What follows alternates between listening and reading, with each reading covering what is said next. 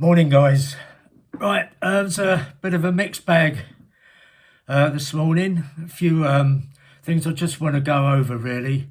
The first thing, obviously, well, it's not obviously, but the bad news that Tommy received last week at his appeal. But to be honest, even though there was a bit of glimmer of hope coming from the judge, Justice Chamberlain, I think his name was. He wasn't too pleased with some of the things that were going on, especially Tommy getting cut off with his interaction with his solicitor. I had a feeling that the government would get involved, and I think this has come down from either the Home Secretary, Yvette Cooper, or possibly interference from the governor at Woodhill. Was it Marfleet, her name is. So also the Justice Secretary, what's her name? Shabana Mahmood. That's it, Shabana Mahmood. So it's obviously the Justice Secretary, Yvette Cooper, and Marfleet, the governor at Woodhill. I think they're all conspiring together, I think, to try and put their message across to Justice Chamberlain, and that was it. That was the result. Anyway, that's that one. Second, obviously, thing I want to go on is the fallout, basically, with what's going on with reform and between Rupert Lowe, Nigel Farage, mainly, and obviously Zia Yousaf is involved because he's the chairman. As I said earlier on one of my last videos about these May elections coming up, it's all up to, I mean, I've changed my tune a little bit because if there's an independent out there that's on our platform, if you like, yeah, but by no means you've got to vote those in. But if there's only a reform candidate, but he's still,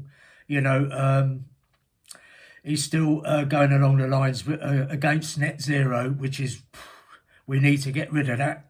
That's going to cripple us.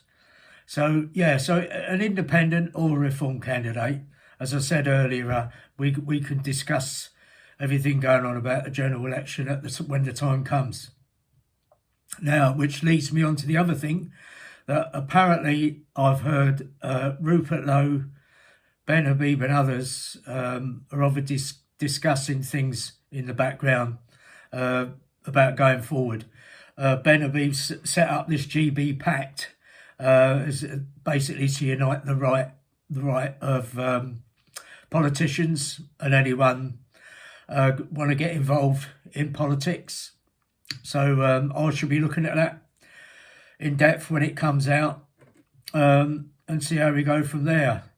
Just before I go, I watched a really interesting video this morning, and it's from someone I haven't actually seen before.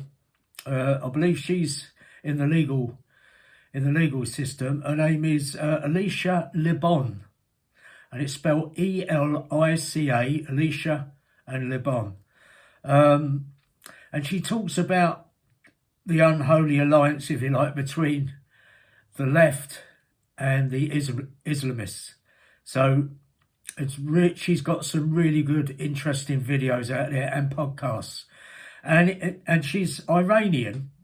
She was born in London, where I was, but she's from Iranian parentage. And she obviously saw all the problems that were coming out there when the Ayatollah got installed and the rest of it. And what's going on. She describes the alliance between the left, or the far left, if you like, the far left, which we're seeing, and the Islamists, and the reason why they've got together. She explains it really, really good. So if you can remember her, have a look at some of her videos. I found it really interesting, yeah. So there we go, guys. Any news I'll get regarding Ben Habib and the GB Pact, I'll be straight on doing another short video.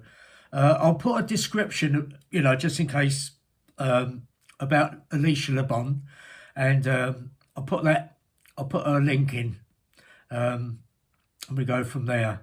Yeah, just before I go, thanks for everyone who subscribed. I ain't got many subscribers, but it's creeping up slowly.